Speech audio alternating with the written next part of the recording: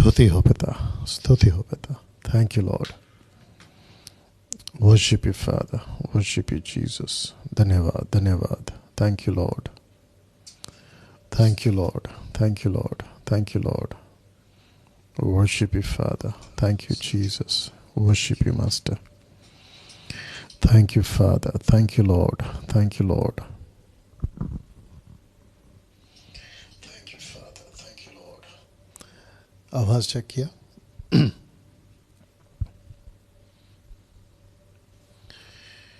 स्तुति हो पिता, स्तुति हो पिता, स्तुति हो पिता, स्तुति हो पिता. Thank you, Lord. Thank you, Lord. Thank you, Lord. Thank you, Lord. Worship you, Father. Worship you, Father. Worship you, Father. Thank you, Lord. Thank you, Lord. धन्यवाद, धन्यवाद. Thank you, Jesus. स्तुति हो पिता. ये इसमें से आ रहा है.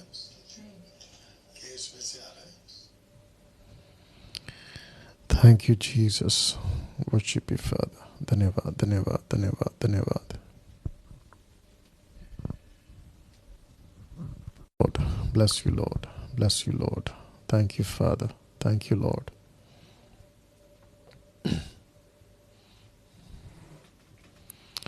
Thank you, Jesus. Worship you, Father. Worship you, Father. Thank you, Lord. YouTube पे लोग जुड़ गए? यूट्यूब पे नहीं आया अभी तक. ओके. क्या नेटवर्क का इशू है? अच्छा. हाँ हाँ बिल्कुल. Thank you Lord. Thank you Lord.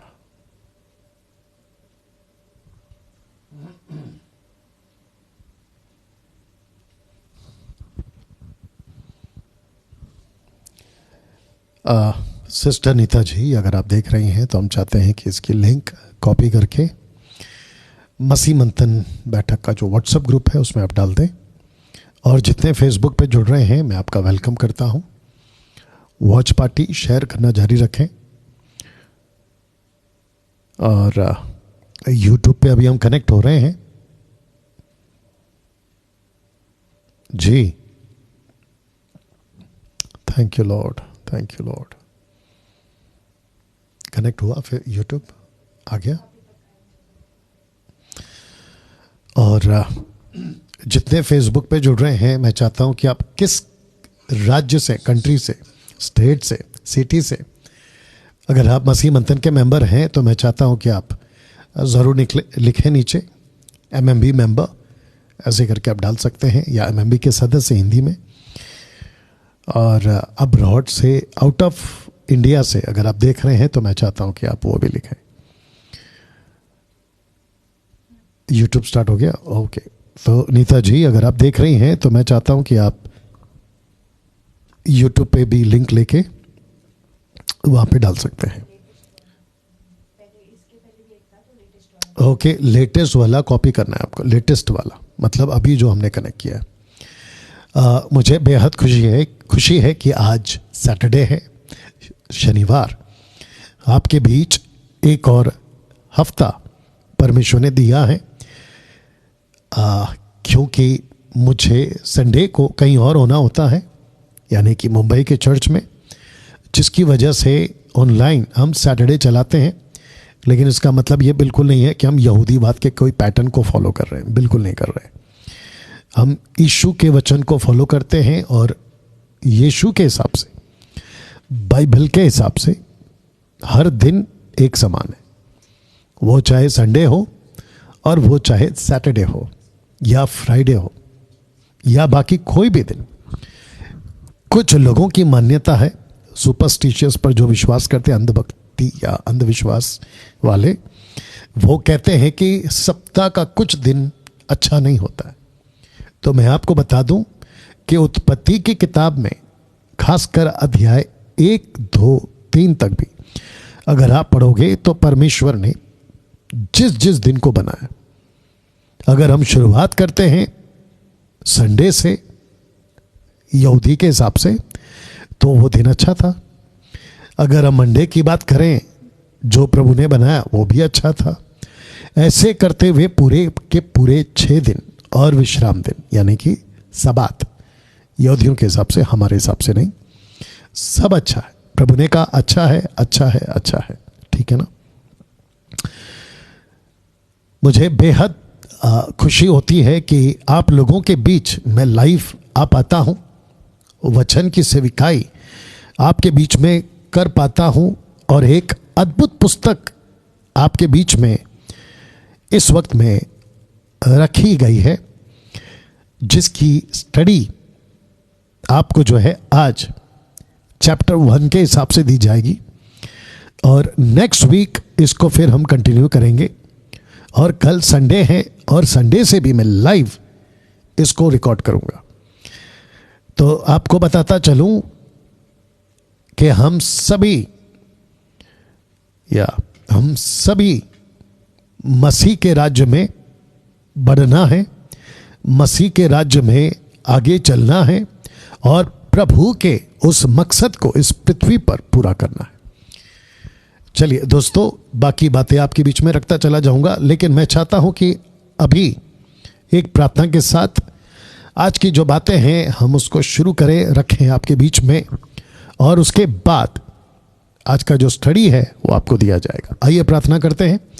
सृष्टिकर्ता पिता, धन्यवाद यीशु, आपको महिमा देते हैं, आपकी बड़ाई करते हैं। प्रभु, मैं कहता हूं कि इस वक्त फेसबुक और यूट्यूब पर हम जितने भी जुड़े हैं प्रभु, उन सभी को यीशु के नाम में आपके महान हाथों में हम लेकर आते हैं। प्रभु जी, मैं आपका धन्यवाद देता हूं कि वचन को समझने की समझ आपने हमको दे दी है, और मैं प्रार्थना करता हूं कि जितने लोग जुड़ते हैं फेसबुक और यूट्यूब पर प्रभु, उन सभी को भी इसी वक्त वचन को समझने की समझ अभी दीजिए यीशु के नाम में, ताकि वचन जैसा कहता है कलीसिया परिपक्वता में, मजबूती में, सही शिक्षा में तैयार होकर रैप्चर के लिए,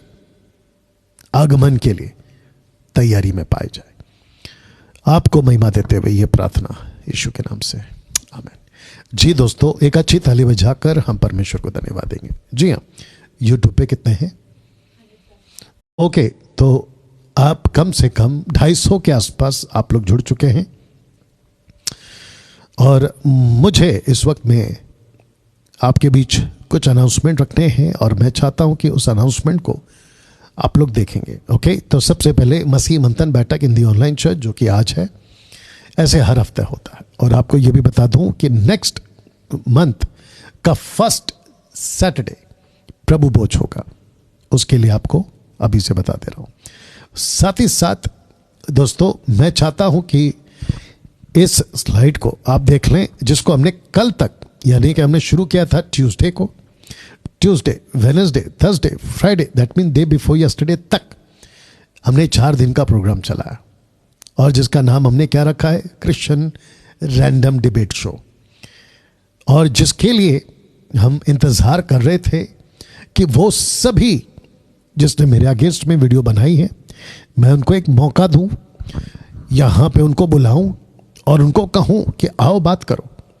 और मसीह जनता के बीच, कलीसिया जिसको मैं कहूँगा दूसरा नाम, मसीह जनता के बीच जो यीशु को मानते हैं, उस जनता के बीच, देश हो या विदेश हो, अमीर हो या गरीब हो, किसी भी वर्ग के, लड़का लड़की, औरत आदमी, थर्ड जेंडर जो भी है, उनके बीच जिस वजह से वो मेरा विरोध करते हैं, उनकी बातों को यहां पर रखने का मैं खुद मौका दे रहा हूं।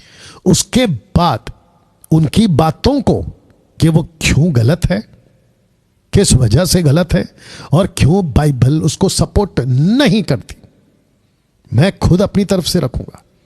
और उसके बाद आप लोग तय करें कि ऐसे लोगों को फॉलो करना चाहिए आप लोगों ने, ऐसे लोगों को जिनको बाइबल का नॉलेज नहीं है, और जो सिर्फ और सिर्फ पेट के सेवक और प्रसिद्धि पाने के लिए, फेमस होने के लिए, किसी भी तरीके से अपने आप को कुछ साबित करने के लिए ऐसे लोगों को आपने सब्सक्राइब करना चाहिए कि नहीं करना चाहिए, इसका चुनाव आपके हाथ में है।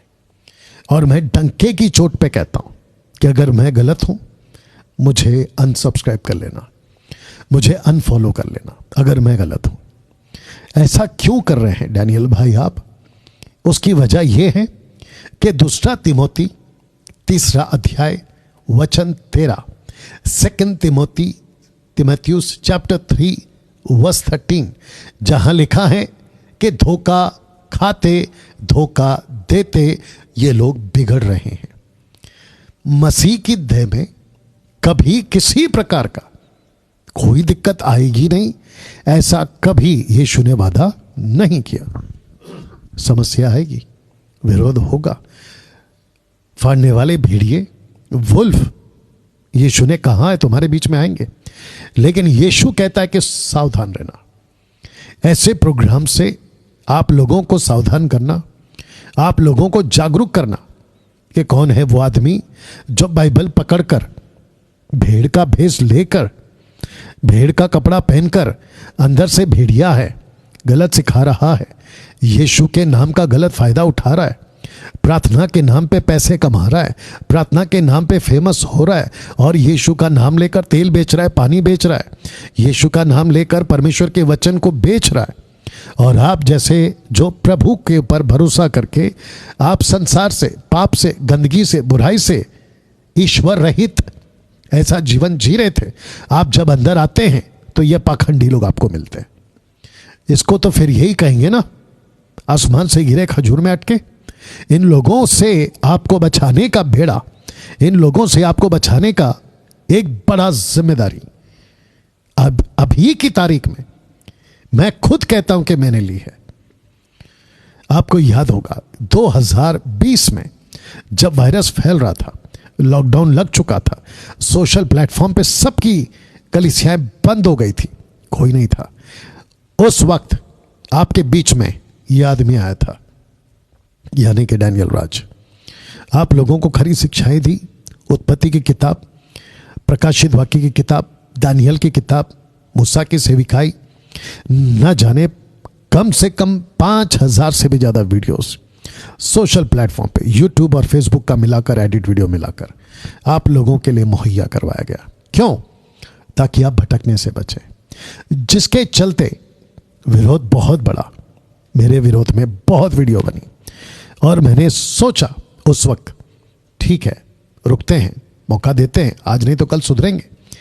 लेकिन दूसरी तरफ जब परमेश्वर की अगुवाई में इस प्रोग्राम को, जिसका नाम है क्रिश्चियन रैंडम डिबेट शो, रखने की बात अगुवाई हुई, मैंने उसको रखा, डंके की चोट पे रखा, यह परवाह ना करते हुए कि कौन कैसा सवाल करेगा। और मैं जानता हूं, लूका 12:12, लूक 12:12 कहता है कि डैनियल तू तैयार नहीं रहना, बल्कि पवित्र आत्मा उसी घड़ी तुझे बता देगा कि क्या जवाब देना है। पहला यूहन्ना की किताब, उसका 2 अध्याय वचन 27, 1 जॉन चैप्टर 2 वर्स 27 कहता है कि वो आत्मा, पवित्र आत्मा जो हमारे अंदर है, हमें सिखाता है। तो जिसके चलते आप लोगों के बीच ये प्रोग्राम रखा गया। बट मंडे से इसका लेवल चेंज होगा, मंडे से इसका नेक्स्ट लेवल आने वाला है, और वो क्या है मैं आपको अभी बता देता हूं। और जिसके चलते इसकी एडिट वीडियो 2 दिन सोशल प्लेटफॉर्म पे ये जो है वायरल होगी, यूट्यूब पर, इंस्टा पर और फेसबुक पर। और साथ ही साथ मसीह मंथन के जितने मेंबर्स हैं अभी जो जुड़े हैं, मैं उन सभी को कहना चाहता हूं, आपके पास अगर ये एडिट वीडियो आती है, उन लोगों को भेजें जो मेरे अगेंस्ट में वीडियो बनाते थे। मैं चाहता हूं कि वो निकले बाहर, वो निकले बाहर और आए सामने। तो जिसके चलते इसी स्क्रीन के ऊपर उनकी जितनी भी वीडियोस जो मेरे अगेंस्ट में बनाई है, मैं बारी बारी से उनको यहां प्ले करूंगा और आपके बीच में रखूंगा, क्योंकि आप लोगों ने धोखा खाया है। हाँ, सबने नहीं खाया, लेकिन जिसने खाया है ना, मैं उनको वहां से बाहर निकालना चाहता हूं। और धोखा खाकर, क्योंकि सोशल प्लेटफॉर्म पे मेरी इमेज इन लोगों के द्वारा खराब की गई है, और बेचारे भोले भाले लोगों को गलत तरीके से बरगलाकर, झूठ में डालकर, अनाप शनाप बककर, एक तरफा बात को रखकर और उनको भटकाया गया। तो मैं उनके सब्सक्राइबर्स को, उनके फॉलोवर्स को यहां पे रखूंगा और उनको पूछूंगा, जिनको मैं मसीह जनता नाम दे चुका हूं, कि आपने किसको फॉलो कर लिया, आपने किसको सब्सक्राइब कर लिया, और आपने ऐसे जैसों को जिनका बाइबल नॉलेज जीरो है, जिनको अभी भी सीखना है, अनाप शनाप बोलकर आपको भटका दिए हैं, उन सबको यहां पर लेकर आऊंगा। तो याद रखो, वो सभी जो अभी मुझे देख रहे हैं, जिन्होंने मेरे अगेंस्ट में वीडियो बनाई है, आपके पास में आज रात का, कल रात तक का, मंडे दोपहर तक का आपके पास में वक्त है। 777 पे फ़ोन करें और मुझसे बात करने के लिए आप जो है अपॉइंटमेंट फिक्स करें, आप अपना समय ब्लॉक करें, और जो मसीह मंथन बैठक का और जिसको मैंने डिबेट का प्रोटोकॉल बनाया वो चेंज नहीं होगा। जी हाँ, बिल्कुल आपने ठीक सुना, उसको हम चेंज नहीं करेंगे। शर्त यही है, आपको कैसे बात करना है, आप पहले बात करेंगे, फिर मैं बात करूंगा, क्वेश्चन आंसर्स होंगे, और फिर मसीह जनता पर निर्णय छोड़ दिया जाएगा। यही है प्रोटोकॉल, इसी के बेस पे बात होगी। ओके ना दोस्तों, तो मैं चाहता हूं कि मंडे आप भी तैयार रहें, सोमवार इसके लिए ना। मैं चाहता हूं कि आपको यह भी बताता चलूं, क्या आपने मेरे पेज को लाइक किया है? जी हाँ, मैं भी फेसबुक वालों से बात कर रहा हूँ। क्या आपने मेरे पेज को लाइक किया है? क्या आपने उसको फॉलो किया है? अगर नहीं किया है तो प्लीज़ करें, और साथ ही साथ आपको जैसा ठीक लगता है दूसरों को भी प्रमोट करें कि डैनियल राज के पेज को क्यों लाइक करना है। और आपको बता दूं कि मुझे फेसबुक और यूट्यूब से पैसे कमाने के लिए बहुत ऑफर आते हैं, लेकिन हमने ऐसा कोई पैसा कमाने का कमिटमेंट किसी को नहीं दिया, ये टोटल फ्री है। साथ ही साथ मैं चाहता हूं कि मेरे चैनल को सब्सक्राइब करें, बेल आइकॉन प्रेस करें, और साथ ही साथ लिखा है कि डैनियल राज सोशल प्लेटफॉर्म से या यूट्यूब से पैसे नहीं कमाता। जी हां, यह सच है कि विज्ञापन आने शुरू हो गए और इसमें मेरा कोई कंट्रोल नहीं है, ये यूट्यूब वालों की तरफ से है, और वजह क्या है मैं नहीं जानता हूं, लेकिन डैनियल राज किसी प्रकार का यूट्यूब से कोई पैसे नहीं कमाता है। मैं चाहता हूं कि 2,41,000 जो सब्सक्राइबर्स हैं, मैं उनको बता दूं कि मैं आपके साथ में ईमानदारी से ये बात को रख रहा हूं कि मैंने यूट्यूब वालों से किसी प्रकार का मोनेटाइज नहीं किया है। चलिए दोस्तों, इंस्टाग्राम पे भी आप फॉलो करें, अगर नहीं किया है तो वहाँ पे भी आप लोग मुझे फॉलो कर सकते हैं ना। दोस्तों, कल इस एड्रेस पे मैं आ रहा हूँ इस पुस्तक की अध्ययन को लेकर, जो आज आपको मिलेगी, लेकिन इसकी रिकॉर्डिंग वीडियो कल जो होगी वो अलग तरीके से आप लोगों को मिलेगी। मसीह मंथन बैठक से जुड़ने के लिए मैं आपका वेलकम करता हूं, ये 6 शर्तों के साथ, और इन 3 नंबरों पे आप जो है हमें फ़ोन कर सकते हैं। मसीह मंथन बैठक 2 तरीके से रजिस्टर्ड है, एक है फेलोशिप जिसको चर्च एक्टिविटीज़ के तौर पे हम चलाते हैं, और दूसरा है सोशल एक्टिविटीज़ एनजीओ के हिसाब से।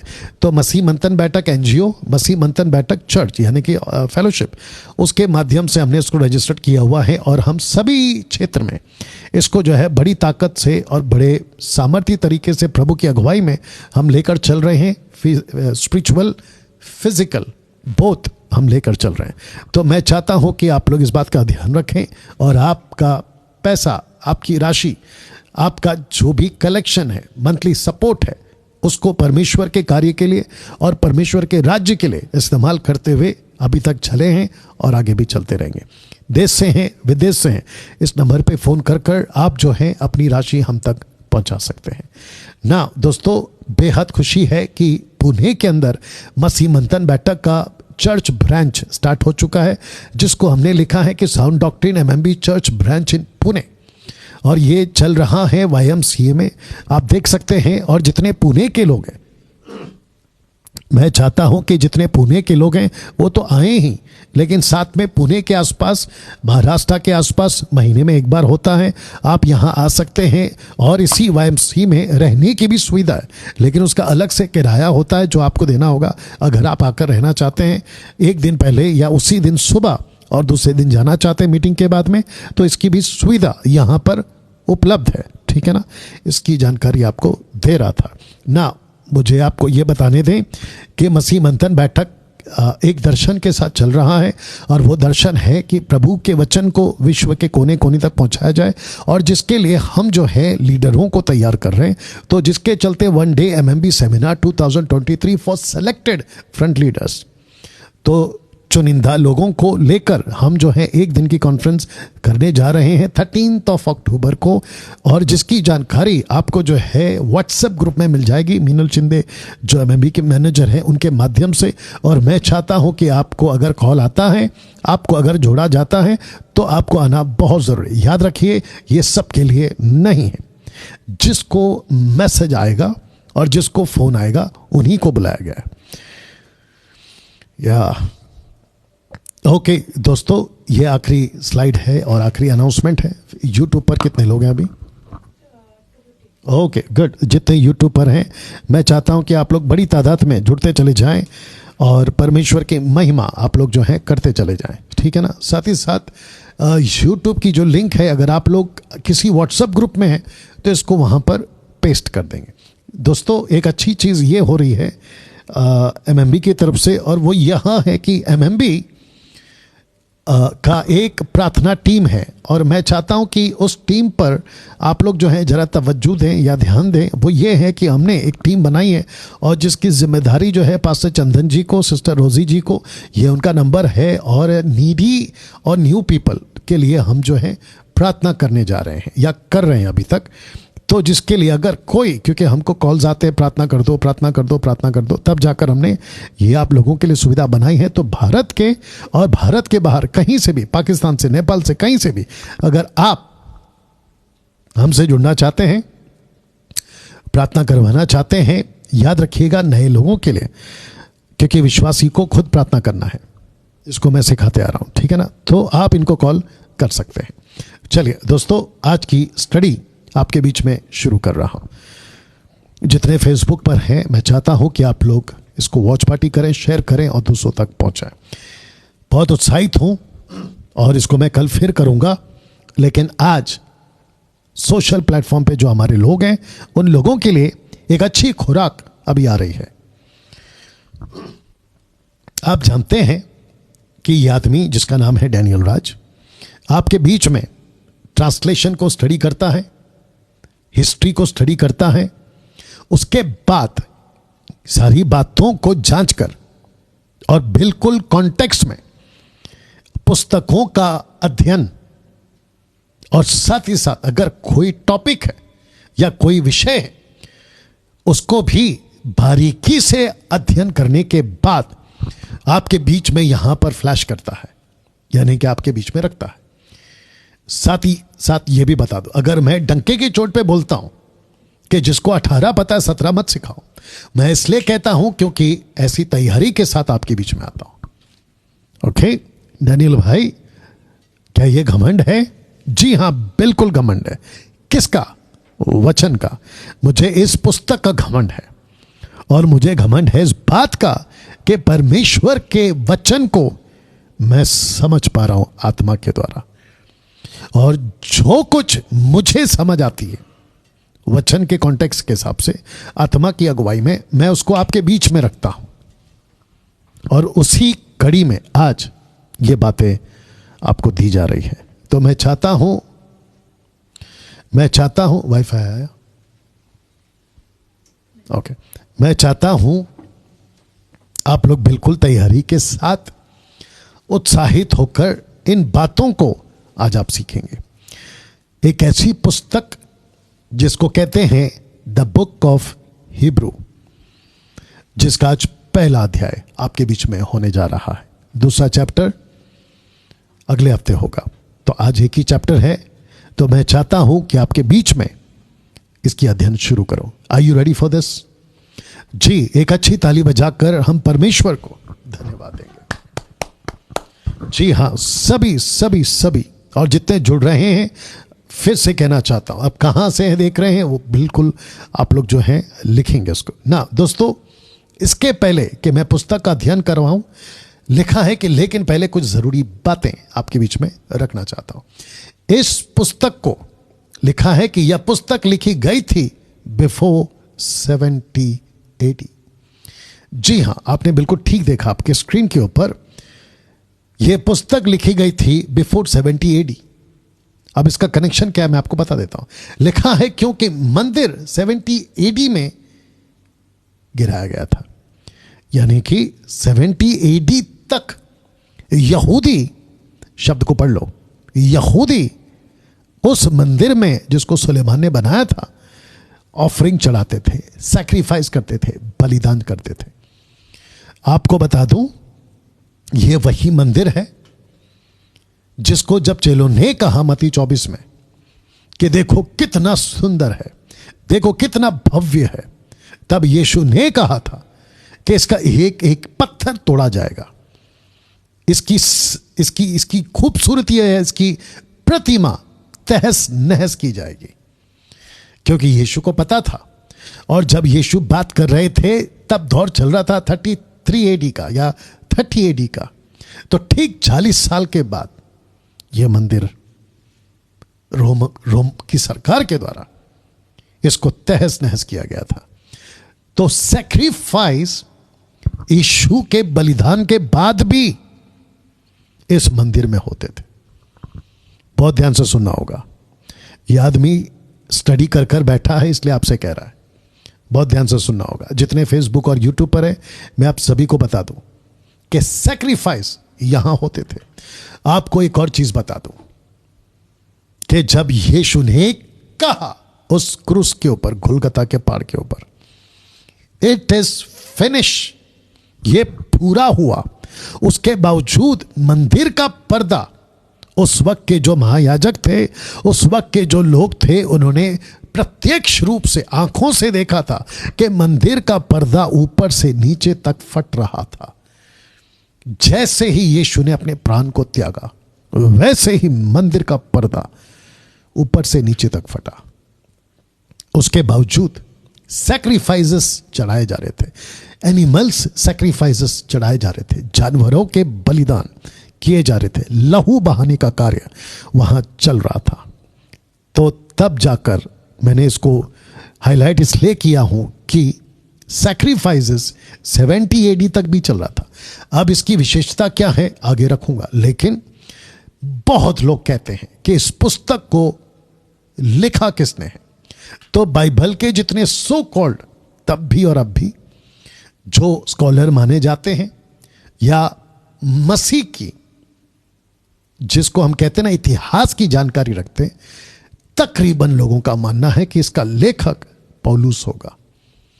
और मैं भी इसको मानता हूं। मैं इसलिए कहता हूं क्योंकि पहली बात, इसका लेखक कौन है उसने खुद को यहां पेश नहीं किया। उसकी कई वजह हो सकती, एक वजह बता देता हूं।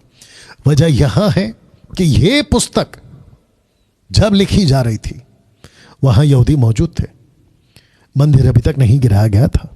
साथ ही साथ सताव रोम की सरकार से भी था, सताव बाहर से भी था, दूसरे लोगों से भी था, सताव यहूदियों से भी था।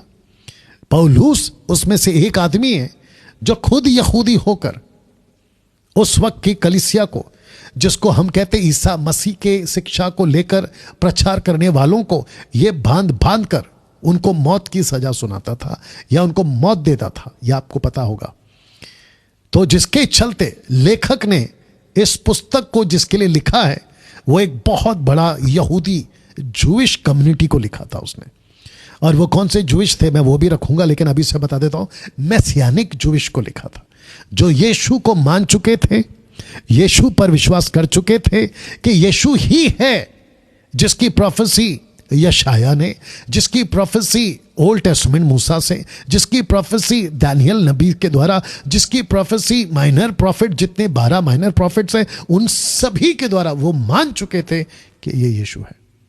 अगर इसका लेखक पौलुस है तो उसने इसको सीक्रेट रखा होगा। वजह क्या थी? क्योंकि पौलुस कई बार कह चुका है कि मेरे क्लेश को तुम बढ़ा मत दो, जिसके चलते वो कुछ बातों को उजागर नहीं करता था।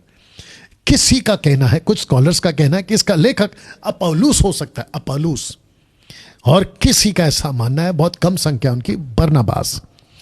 बट मैं इसको मानता हूं कि इसका लेखक पौलुस होगा। एनीवे, मैं चाहता हूं कि यहां 3 तरह के यहूदियों से आपकी पहले परिचय करा दूं। पहला, कुछ तो पक्के यहूदी थे, मूसा वाले, जो बिल्कुल कट्टर थे, रूढ़िवादी थे, और उनको बड़ा चिढ़ था कि ईसा मसीह का प्रचार, यशुआ का प्रचार कैसे कर सकते हैं ये लोग। यह ग्रुप था। दूसरा, वो ऐसे लोग थे कि यहूदी भी थे और मसीह में भी थे, तो जिसको कह सकते हैं कि इनका पैर एक मसीह में भी था और दूसरा पैर अपने पुराने रीति रिवाज यहूदी में भी था। आज भी ऐसे लोग हैं, आपको पता है। मसीह में तो आ जाते हैं लेकिन अंदर भी हैं और बाहर भी है, और जिसका जिक्र यीशु कर चुका है कि ना तो तुम ठंडे हो ना तो तुम गुनगुने, तुम बीच में हो, ना ठंडे ना गर्म, गुनगुने हो, बीच में हो। एनीवे, तीसरा ग्रुप, कुछ पूरी तरह से यहूदी मत से बाहर आ चुके थे, जिसको कहते हैं मैसियानिक जूइश। तो यहां पर टोटल 3 प्रकार के यहूदियों को मैंने आपका जिक्र रख दिया है आपके बीच में। एक पक्के वाले, दूसरे बीच वाले, और तीसरे पूरी इस तरफ वाले। इसका मतलब है कि यीशु में पक्के वाले। ना दोस्तों, एक व्यक्ति से आपकी मुलाकात कराता हूं और उसका नाम है शिमोन हत्ज़दिक।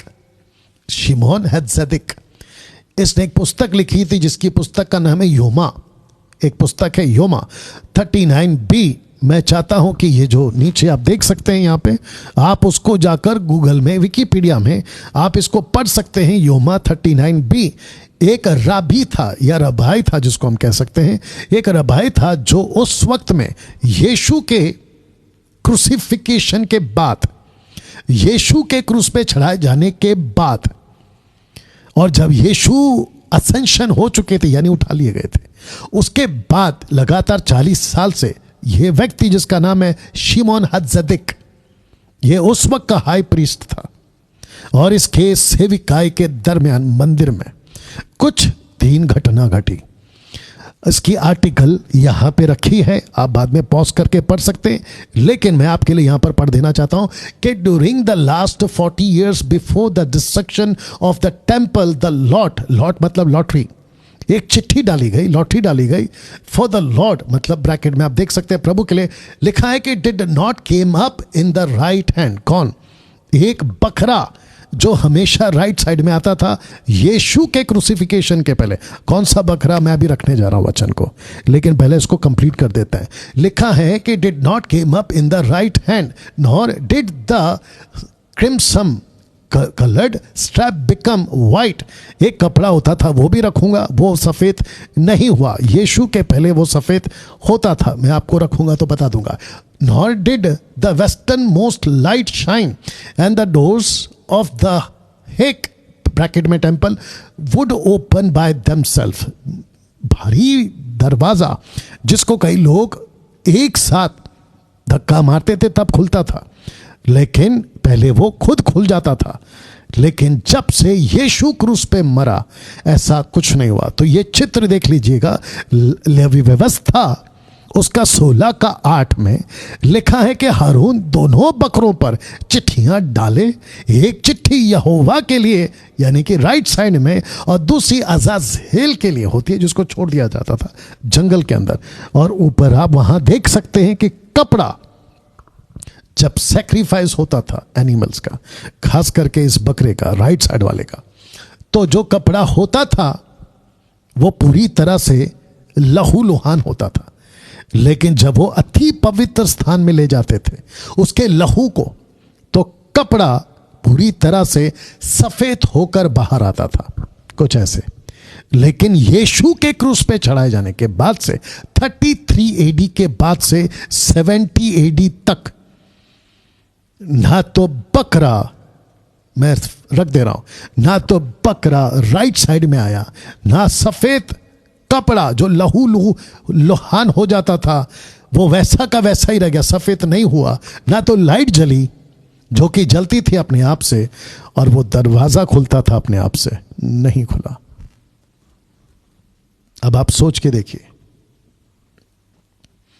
कि उस वक्त जब यहां पे यहूदी अर्पण करते जा रहे हैं, लेकिन किसी प्रकार का वो कपड़ा सफेद नहीं हुआ लगातार 40 साल तक, लेकिन सैक्रिफाइस चलते गए। तो लेखक जब इसको लिख रहा था या लिख रहा है तो उसको पता है कि वो क्या लिख रहा है। तो इब्रानियों की किताब 1 से लेके 13 चैप्टर तक आपको यह समझना होगा। बहुत इंटरेस्टिंग है, बहुत डीप है और बहुत कुछ सीखने लायक है। मैं चाहता हूं आपके बीच इन बातों को रखूं। तो दोस्तों, आपको अभी तक कैसे लगा? क्या इसके पहले आपने कभी यह सुना था? क्या इस व्यक्ति के बारे में आपने पहले कभी सुना था? I don't think so. अगर सुना था, प्रेज गॉड। अगर नहीं सुना है, आज ध्यान दीजिएगा। तो जिसके चलते आपको मैं ये क्लियर कर चुका हूं, लेखक ये पुस्तक मैसियानिक जूश को लिखता है और उनको उत्साहित करता है कि तुमने जो रास्ता पकड़ा है मसीहा का, वो सही है। जिस रास्ते पे तुम चल रहे हो वो सही है, इससे पीछे मत हटो। बार बार आपको यह पुस्तक में आपको पढ़ने मिलेगा जैसे जैसे हम आगे जाएंगे। यूट्यूब पर अभी कितने लोग जुड़ गए हैं? ओके, तो 350 यूट्यूब पर, 200 फेसबुक पर। मैं आप 500 लोगों का वेलकम करता हूं यहां से आगे सीखने के लिए। Are you ready for this? चलिए आगे बढ़ते हैं। लेखक यीशु को इन सब से बढ़कर बताता है इस पुस्तक में। किससे? पहले भविष्यवक्ताओं से बढ़कर, और वो चैप्टर 1 में है। स्वर्गदूतों से बढ़कर, वो चैप्टर 1 और 2 में है। मूसा से बढ़कर, वो चैप्टर 3 में है। यहोशू से बढ़कर, यीशु को बताता है, चैप्टर 4 में है। महायाजकों से बढ़कर, हाई प्रीस्ट से बढ़कर, चैप्टर 5 से लेकर चैप्टर 9 तक में। और आखिरी में तंबू टबरनैकल से भी बढ़कर, जो उस वक्त में मूसा ने बनाया था, चैप्टर 9 में। तो यीशु, अगर कोई मेरा मुस्लिम भाई देख रहा है, आपको दिक्कत है ना कि यीशु मसीह गॉड कैसे हो सकता है, मेरी रिक्वेस्ट है आप लोगों से, आज इस किताब की अध्ययन मेरे साथ कर लीजिए। और जितने वो लोग हैं जो किसी ना किसी तरीके से मुसलमानों के, नॉट सब, कुछ सो कॉल्ड जो बहुत ज्यादा खुद को ज्ञानी समझते हैं, आप लोगों से सवाल करते हैं, ये अध्ययन, इस पुस्तक का अध्ययन आपको मदद करेगा उनको जवाब देने के लिए। चलिए आज की पहली अध्याय शुरू करते हैं। मैं चाहता हूं कि ये वचन 1 और 2 को पहले हम पढ़ लेते हैं। अध्याय नंबर 1, चैप्टर नंबर 1, वर्स 1 और 2। लिखा है कि पूर्व युग में परमेश्वर ने बाप दादाओं से थोड़ा थोड़ा करके भांति भांति से भविष्यवक्ताओं के द्वारा बातें कर इन अंत के दिनों में हमसे, ब्रैकेट में यीशु लिखा है मैंने, हमसे पुत्र के द्वारा बातें की, जिसे उसने, ब्रैकेट में पिता ने, सारी वस्तुओं का वारिस ठहराया। और उसी को, यानी कि यीशु को, उसी यीशु के द्वारा उसने, यानी पिता ने, सारी सृष्टि की रचना की है। वाह! तो सबसे पहले आप जब इसको पढ़ते हैं, अभी तक आपने इब्रानियों किताब को अगर पढ़ा होगा, द बुक ऑफ हिब्रू को, तो आपको पढ़ने के वक्त में ये लाइन पहले मिली होगी कि पूर्व युग में। तो ये किसको लिख रहा है? यहूदियों को, क्योंकि बाप दादा या बाप दादों, ये जो लैंग्वेज है ना, ये सबको नहीं समझ आएगी, ये सिर्फ यहूदियों को ही समझ आएगी। और वो बाप दादों की जरा कुछ फोटो मैं रख दे रहा हूं, बाप दादों, भविष्यवक्ताओं और पुत्र। आप जरा चित्र देख लीजिएगा। यहां पे आदम है, यहां पे नूह है, यहां पे हनोक है, यहां पे आपका क्या कहते हैं, अब्राहम है, इसहाक है, याकूब है, जोसेफ है, मोसेस है। वो सारे के सारे प्रॉफिट्स हैं, किंग्स हैं, और वो सारे के सारे जॉन द बैप्टिस्ट तक के सेवक। तो वचन क्या कहता है? पूर्व युग में आदम से लेकर जॉन द बैप्टिस्ट तक परमेश्वर पिता ने, एलोहिम ने, उन लोगों के द्वारा लिखा है, थोड़ा थोड़ा करके बात की। अब इसको थोड़ा सा हाईलाइट करेंगे, थोड़ा थोड़ा को। मैं चाहता, लिखा है थोड़ा थोड़ा और भांति भांति से भविष्यवक्ताओं की तरह बातें की। बहुत ध्यान से सुनना होगा। जब हम ओल्ड टेस्टमेंट को पढ़ते हैं, खास करके 39 बुक्स को और मूसा की 5 किताबों को, तो खास करके जुविश तुम, खास करके मुस्लिम्स तुम, खास करके हिंदुओं तुम, खास करके वो सारे के सारे स्कॉलर्स जो कहते हैं कि देखो इनके बाइबल में कितना एरर है, देखो इनकी बाइबल इनकम्प्लीट है, देखो इनकी बाइबल में पूरी बातें नहीं है। तो मैं आपको आज बता दूं, इस लाइन को पढ़ लीजिए। लिखा है कि पूर्व युग में परमेश्वर ने बाप दादाओं से थोड़ा थोड़ा बात किया, पूरा नहीं, भांति भांति से बात किया, पूरा नहीं। कहता है कि उनसे बात किया। तो जब भी आप ओल्ड टेस्टमेंट को पढ़ते हैं तो आप अपने दिमाग से नहीं पढ़ना है, आप अपने तरीके से अगर इसमें क्वेश्चन पूछोगे कि आंसर यहां से ऐसा मिले, तो भैया नहीं मिलेगा। डैनियल भाई, तो फिर प्रूफ कैसे होगा कि सही क्या है गलत क्या है? आपको किसने कहा कि आपको प्रूफ करने की जरूरत है?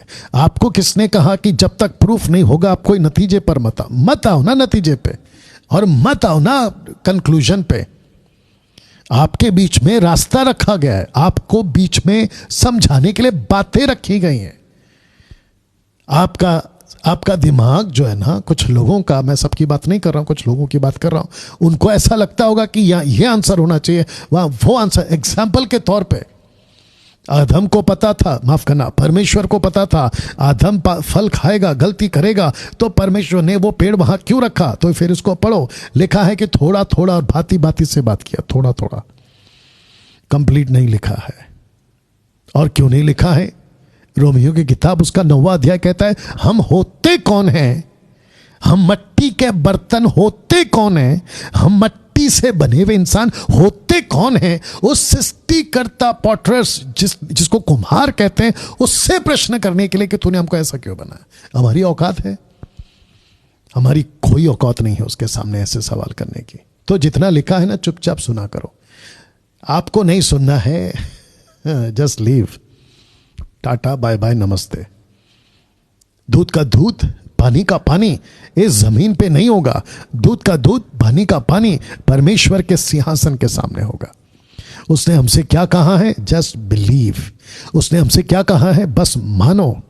मुझे ताज्जुब है, मैं आउट ऑफ बॉक्स जा रहा हूं, लेकिन आपको बता दूं, मुझे ताज्जुब है, अगर मैं वहां होता, आप वहां होते, तो हम सारे के सारे न्यूज़ रिपोर्टर की तरह एक बाबा को पकड़कर ये पूछते। वो बाबा का नाम क्या है? वो बाबा का नाम है अब्राहम, इब्राहिम। उस बाबा को पूछते, आप सब कुछ छोड़कर। तब तो मूसा ने किताब भी नहीं लिखी थी, नहीं आई थी तभी। सोच के देखिए आप, अब्राहम बाबा को पूछते, किस आधार पर एक आवाज को सुनकर अपने बाप के घर को छोड़ दे और जो रास्ता मैं दिखाता वहां चल पड़। रेगिस्तान था वो, ना शॉपिंग मॉल था, ना पानी का कुआं था, ना किसी प्रकार की चाय की टपरी थी, ना किसी प्रकार का एटीएम कार्ड था, ना किसी प्रकार का कोई ट्रांसपोर्ट था, ऑटो, रिक्शा, साइकिल, बस, ट्रेन, नथिंग। उसके बावजूद उसने आवाज सुनी, निकल पड़ा। इसको कहते हैं विश्वास, इसको कहते हैं विश्वास। दोस्तों कैसा लग रहा है? तो लिखा है कि पूर्व युग में परमेश्वर ने बाप दादाओं से थोड़ा थोड़ा करके भांति भांति से भविष्यवक्ताओं के द्वारा बातें की और उन्होंने सुना। तो फिर कह देता हूं कि आपके हिसाब से आपको जवाब नहीं मिलेगा। सुनना है सुनो, नहीं तो अपना काम करो, दैट्स इट। वचन 2 पढ़ने जा रहा हूं। लिखा है कि इन दिनों के अंत में हमसे पुत्र, ब्रैकेट में यीशु के द्वारा बातें की। John the Baptist was the last prophet. वो लास्ट प्रॉफिट है, कान खोल के सुनो। He was the last prophet. कैसे बोल सकते हैं? बिकॉज बाइबल सेज, क्योंकि बाइबल कहती है। बाकी यहां वहां ऐसे वैसे वाले तुर्रमखान जो भी खुद को सो कॉल्ड कहते हैं, उनकी कोई बकवास हम तवज्जो नहीं देते। Last prophet John the Baptist था, मतलब वही था। बाकी खुद को बनाते रहे, जो बोलना है बोलने दें। You understand? तो पुत्र के द्वारा बातें की। अब पुत्र के द्वारा जो लेखक है क्या कहता सुनो, जिसे उसने यानी पिता ने लिखा है सारी वस्तुओं का वारिस ठहराया, उसी के द्वारा उसने सारी सृष्टि रची है। उत्पत्ति 1:1, जेनेसिस 1:1। आप जब पढ़ते हैं वहां यीशु है, यीशु मसीह, ईसा मसीह, यशुआ, वहां आपको मिलेगा। He spoke and things were happened. He spoke and things were there. उसने कहा, चीजें हो गई। उसने कहा चीजें हो गई। तो सारी सृष्टि की रचना यीशु के द्वारा हुई है। जब कहा ना सूरज हो, बहुत ध्यान से सुनना, और आप अपनी प्रतिक्रिया मुझे देते रहना नीचे फेसबुक और यूट्यूब पे।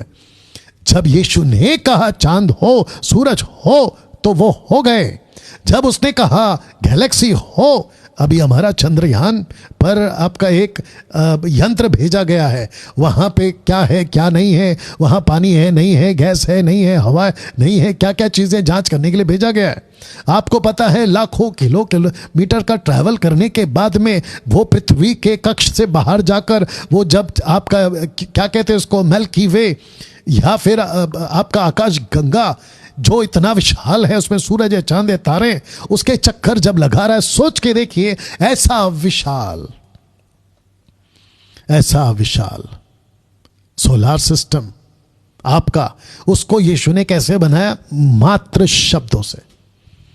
Can you believe this? Daniel भाई, आप इसको इतना एम्फसाइज क्यों कर रहे हैं? आप इसको इतना तवज्जो या खींच क्यों रहे हैं? वो इसलिए खींच रहा हूं क्योंकि सूरज और चांद और तारे, इसको बनाने वाला है यीशु मसीह। मानना है मानो, नहीं मानना है जस्ट लीव। अगर इसको बनाने वाला यीशु है तो सोच के देखिए, जो इनकी पूजा करते हैं, जो इनको कुछ समझकर डर जाते हैं कि आज शनि भारी है, आज ये भारी है, आज तारे ठीक नहीं है, आज हमारा भविष्य ठीक नहीं है, मैं कहता हूं ये सब के सब यीशु के बनाए हुए। अगर आप यीशु के पास आते हैं, यीशु को अपना जीवन देते हैं, तो फिर आपको किसी के बाप से डरने की जरूरत नहीं है। दोस्तों, कैसा लग रहा है? अपनी प्रतिक्रिया देते रहे फेसबुक और यूट्यूब पर। You understand? या तो लिखा है कि उसने सारी चीजों की सृष्टि की है। तो ये रहा आपका सृष्टिकर्ता, ये रहा आपका मसीहा यशुआ। वचन 3 रख रहा हूं, वह ब्रैकेट में यीशु, उसकी ब्रैकेट में पिता, तो इसको ठीक से पढ़ देते हैं, वह उसकी महिमा का प्रकाश और उसके तत्व की छाप है। केजीवी ट्रांसलेशन, न्यू केजीवी इनफैक्ट कहता है, who being the brightness of his glory and the express image of his presence, his person, माफ करना, हिज पर्सन। तो यीशु कौन है? उसकी महिमा। एक दूसरा उसकी तत्व की छाप है, उसके इमेज। परमेश्वर कैसा दिखता है, उसका वो छाप है। कौन? यीशु। फिलिप ने पूछा, यीशु के 12 चेलों में से फिलिप ने पूछा, मुझे पिता को देखना है। आवाज सुन लो, ठीक है क्या? पिता को देखना है, या फट नहीं रहा था ना? मुझे पिता को देखना है। आपको पता है यीशु ने क्या कहा? यीशु ने कहा, जिसने मुझे देखा है उसने पिता को देखा। अभी ये वचन को कॉपी कर लो, पता चल जाएगा। जाकिर नाइक, अहमद शेख जो उसका गुरु था, मर चुका है बेचारा, और उसके जाकिर नाइक के जितने भी चेले और उसके जितने चेले और आजकल के सो कॉल्ड जो कहते हैं कि जीसस कैसे गॉड हो सकता है, इनकी बीच बीच में एक दो वीडियो आती रहती है और मेरे व्हाट्सएप पे उसको भेजा जाता है कि देखो ये क्या बकवास चल रहा है। तो कहते हैं, सड़कों के ऊपर बहस करते हुए पाए जाते हैं ये लोग, कहते हैं कि जीसस ने खुद अपने मुंह से क्रिस्टल क्लियर स्टेटमेंट कब दिया कि मैं गॉड हूं और मेरी वर्शिप करो। वाह बेटा, तो मेरा क्वेश्चन है, आपकी जब किताब को तुम पढ़ते हो, जो कि मैं नाम लेना नहीं चाहता हूं, उसको किसने दिया? तुम्हारे हिसाब से गैब्रियल ने दिया। तो गैब्रियल की तुम सुनते हो?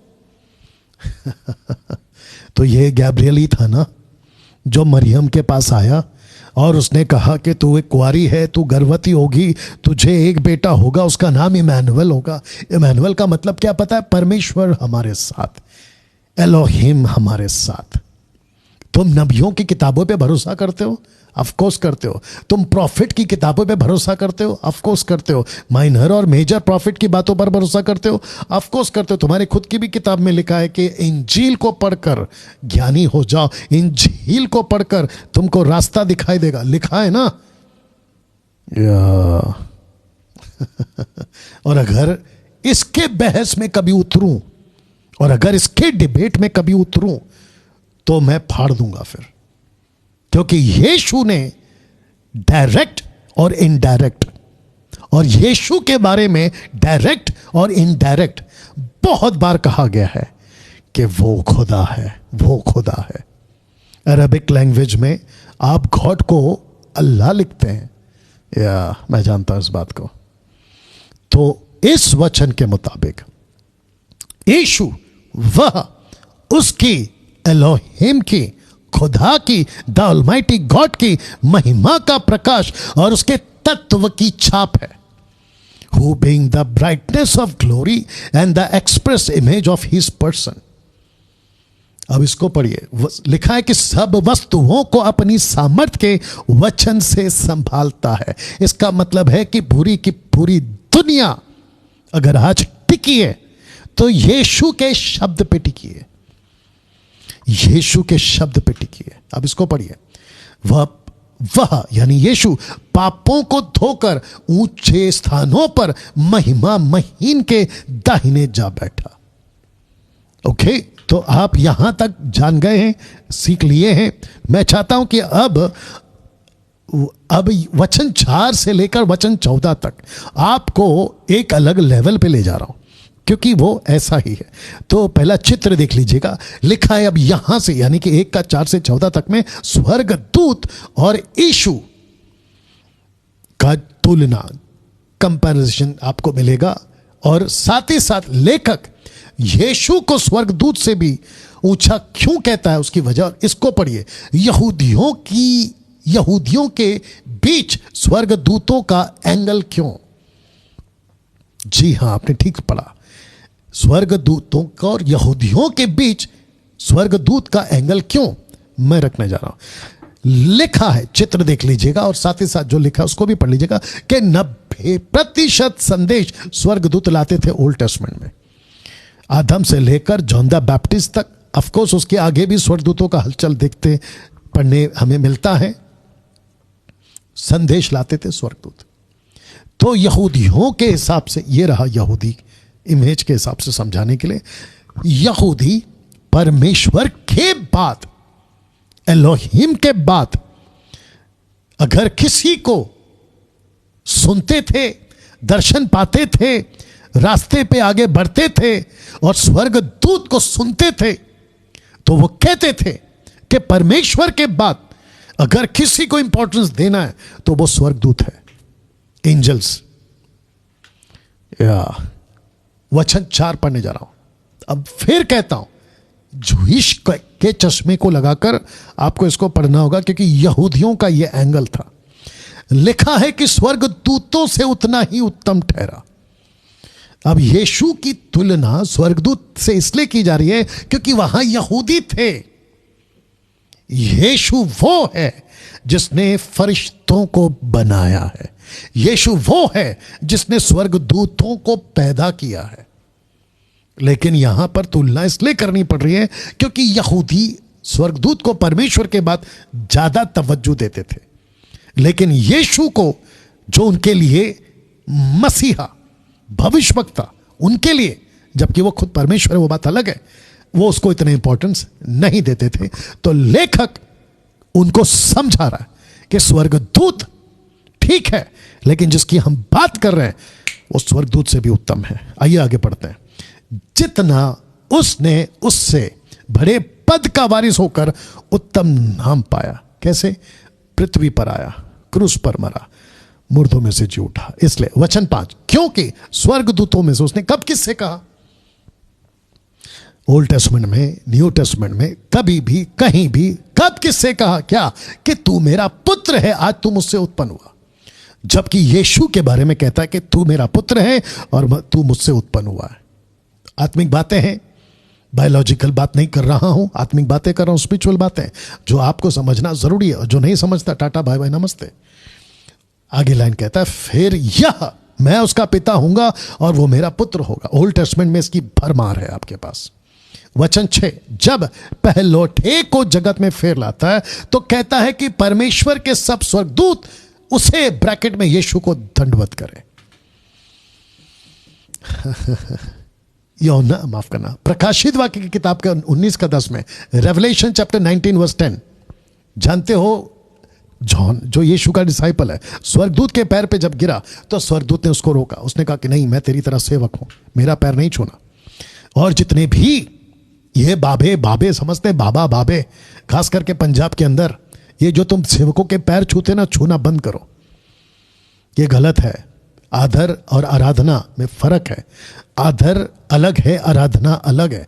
आराधना सिर्फ यीशु की होती है, वर्शिप सिर्फ यीशु की होनी चाहिए। तो लिखा है कि परमेश्वर के सब स्वर्गदूत उसे दंडवत करें। वचन 7 स्वर्गदूतों के विषय में यह कहता है, ब्रैकेट में मैंने भजन संहिता 104:4 रख दिया, अब बाद में चाहिए तो पॉज करके पढ़ लीजिएगा। स्वर्गदूतों के विषय में कहता है कि वह अपने दूतों को पवन और अपने सेवकों को धधकती आग बनाता है। यह कहां लिखा है? ओल्ड टेस्टमेंट में। लेकिन आपको पता है कुछ पेंटिकॉस्टल और कैरिस्मेटिक और इंडिपेंडेंट वालों ने, आज के सेवकों ने, आज के मसीहों को कहते हैं कि हम आग है, आग। जबकि यीशु मसीह ने आपको और हमको आग नहीं बनाया, बल्कि उसने आपको और हमको अपना बेटा बनाया है। आग से बपतिस्मा, लूक चैप्टर 12 वर्स 49, मैं चाहता हूं आग अभी लग जाए।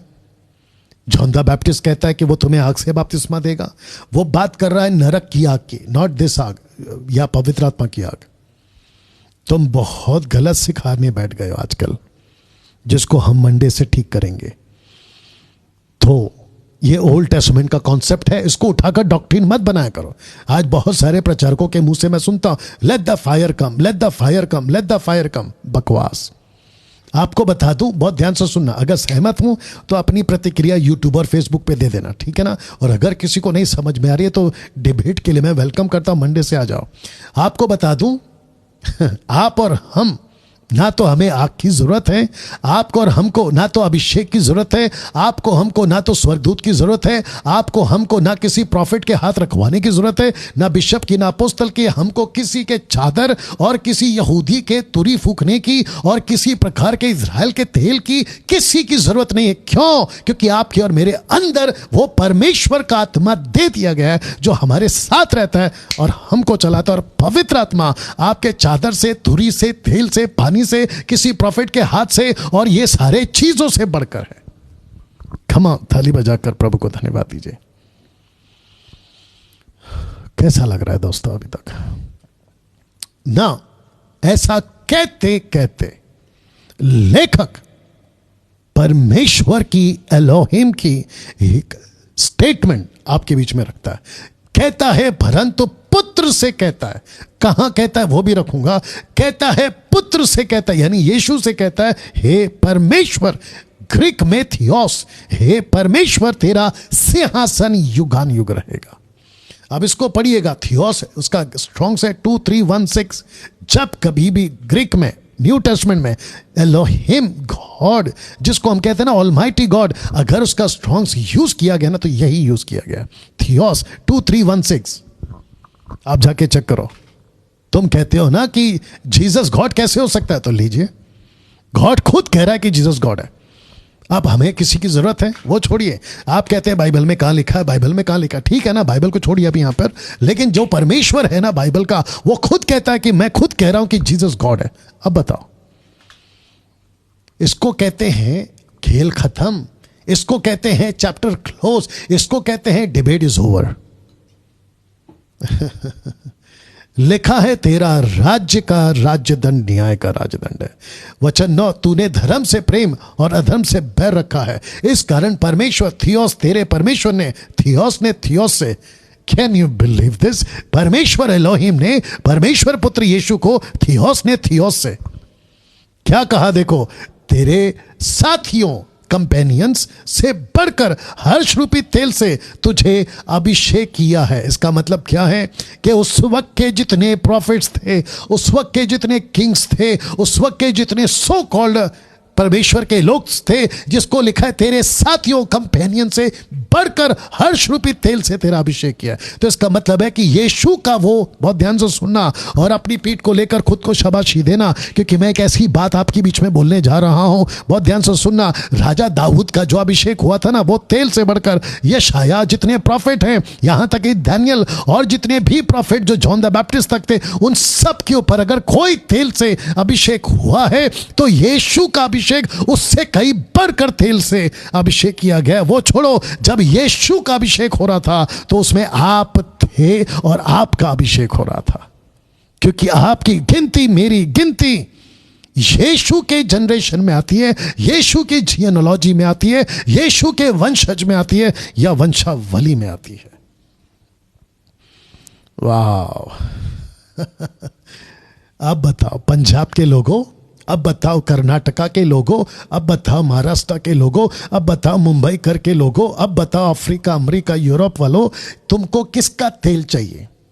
उस बॉटल का जो पादरी लेकर घूम रहा है, 200, 300, 500, 1000 रुपए में बेच रहा है आपको, वो आपको तेल चाहिए? या हर्ष रूपी तेल जो यीशु का अभिषेक किया गया है? क्योंकि जब यीशु के साथ जो होता है वो आपके साथ होता है। जब यीशु मर रहा था तो उसमें आप मर रहे थे। जब यीशु को माफी मिल रही थी पिता की ओर से, वो उत्तम स्थान मिल रहा था तो आपको मिल रहा था। जब आदम के साथ हो रहा था बगीचे में तो आपके साथ हो रहा था। तो जो नेगेटिव हुआ आदम के साथ वो आपके साथ हो सकता है, तो जो पॉजिटिव यीशु के साथ हो रहा है आपके साथ क्यों नहीं होगा? बताइए। तो लाइन लगाना बंद करो पादरियों के पीछे।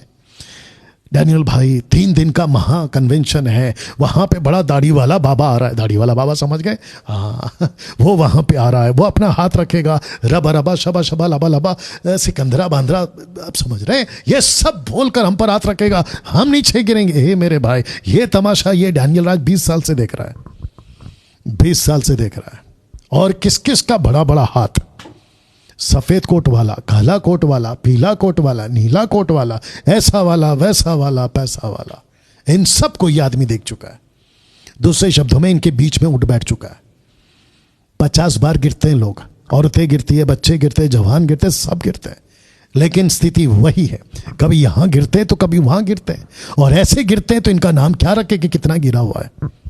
बताइए दोस्तों, कैसा लग रहा है? यीशु का हर्ष रूपी तेल से अगर अभिषेक हुआ है तो उसी दिन आपका भी हुआ है। मुझे किसी रेवरेंड अपोस्टल प्रॉफिट बिशप का सर पर, अपने सर पर हाथ रखवाने की जरूरत नहीं है, क्योंकि यीशु का हाथ आपके और मेरे ऊपर आ चुका है। क्या बात है। वचन 10 लिखा है, और यह कि हे प्रभु, यीशु को कहता है हे प्रभु, आदि में तूने पृथ्वी की नींव डाली। यीशु ने आदि में पृथ्वी की नींव डाली, और स्वर्ग तेरे, ब्रैकेट में यीशु, हाथों की कारीगरी है। तो स्वर्ग किसकी कारीगरी है? यीशु की। पृथ्वी की किसकी कारीगरी है? यीशु की। पृथ्वी पे एक एक चीज जो बनी है किसने बनाई? यीशु ने। यह वचन कह रहा है। 10 वचन को फिर पढ़ लीजिएगा। यह कि हे प्रभु, आदि में तूने पृथ्वी की नींव डाली, स्वर्ग तेरे हाथों की कारीगरी है। वाह दोस्तों, कैसा लग रहा है? बात समझ में आ रही है? अब आपको यीशु का वैल्यू पता चल रहा है, जीसस का वैल्यू पता चल रहा है। दुष्ट आत्माएं, याकूब की किताब 2:19, the book of James chapter 2 verse 19 लिखा है कि दुष्ट आत्माएं थर थराती हैं, कांपती हैं। लूसीफर को पता है कि यीशु कौन है। लूसीफर को पता है कि यीशु कौन है। लगे हाथ। और एक बात बता दूं, किसी बाबा, किसी मौलाना, किसी पादरी या किसी पास्टर के पीछे तेल, पानी, रुमाल, कपड़े के चक्कर में पैसे लाखों रुपए खर्च करते भागते मत बैठिए। ये सब बंद करो। तुमको सच्चा परमेश्वर यहां से मिल जाएगा, इस पुस्तक से मिल जाएगा। सच्चा परमेश्वर कभी लकड़ी नहीं हो सकता, सच्चा परमेश्वर कभी पत्थर नहीं हो सकता, सच्चा परमेश्वर कभी चीजें नहीं हो सकता। सच्चा परमेश्वर सूरज, चांद, तारे, आकाश और स्वर्ग और पृथ्वी, पानी, पहाड़, पेड़ नहीं, ये सबको बनाने वाला परमेश्वर हो सकता है। जीव जंतु, आकाश के पक्षी, इंसान, नेवर नेवर। तो इनके पीछे भागना बंद करो, यीशु के पीछे चलना शुरू करो। वचन 11, वे तो नाश हो जाएंगे परंतु तू बना रहेगा। सब नाश होगा, आकाश, पृथ्वी, सब नाश होंगे, लेकिन यीशु कभी नाश नहीं होगा। और वे सब पवित्र, वे सब वस्त्र की नाई पुराने हो जाएंगे, वे सब वस्त्र की नाई पुराने हो जाएंगे। वचन 12, तू उन्हें चादर की नाई लपेटेगा, वे वस्त्र की नाई बदल जाएंगे, पर तू वही है, तेरे वर्षों का अंत ना होगा। अगर यीशु प्रॉफिट है, यीशु कोई नबी है, अगर यीशु इंसान है, तो ऐसी बातें किसके लिए लिखी जाती है? सिर्फ और सिर्फ ऑलमाइटी गॉड के लिए, सिर्फ और सिर्फ परमेश्वर के लिए ये सारी बातें। वचन 13, स्वर्गदूतों में से उसने, पिता ने किससे कब कहा, तू मेरा दाहिने हाथ में बैठ, तू मेरे दाहिने हाथ में बैठ, जबकि मैं तेरे बैरियों को तेरे पांव के नीचे की पीढ़ी ना कर दूं? क्या ये सब सेवा टहल करने वाली आत्माएं नहीं जो उद्धार पाने वालों के लिए सेवा करने को भेजी जाती हैं? परमेश्वर ने कब कहा किसी स्वर्गदूत से, माइकल से, गैब्रियल से, किससे कब कहा कि तू मेरा बेटा है? नेवर। कब किससे कहा कि दाहिने हाथ बैठ? किसी से नहीं, सिर्फ यीशु से। दोस्तों कैसा लगा? चैप्टर 2 अगले हफ्ते सीखेंगे हम। ओके, आइए प्रार्थना करते हैं। सृष्टिकर्ता पिता, धन्यवाद स्वामी, मैं जानता हूं आज अद्भुत प्रकाशन के साथ आपने आपके लोगों से बातें की हैं। प्रभु जी, होने दे यीशु का नाम इस पृथ्वी पर और इस प्रोग्राम के माध्यम से महिमा महिमा महिमा पाता जाए, यीशु की बढ़ाई होती जाए। आदर महिमा आपको देते हैं, ये प्रार्थना यीशु के नाम से मांगते हैं, आमीन। नाउ दोस्तों, इस वीडियो को जब ये एडिट होगा तो खूब शेयर करें। और मैं आपको फिर बता दूं कि मंडे आपको बड़ी तादाद में जुड़ना है, क्योंकि मंडे यहां से एक नेक्स्ट लेवल पर डिबेट शो को ले जा रहे हैं। मकसद क्या है? मसीह की देह से जितनी गंदगी है ना, उसको निकाला जाए, ठोकरों के मनुष्यों को पहचाना जाए, एक्सपोज किया जाए, और आप ठोकर खाने से बचें। चलिए, अपना ख्याल रखें। मिलते हैं 2 दिन बाद, यानी मंडे को, ठीक रात 8 बजे। अपना ख्याल रखें। जय मसीह।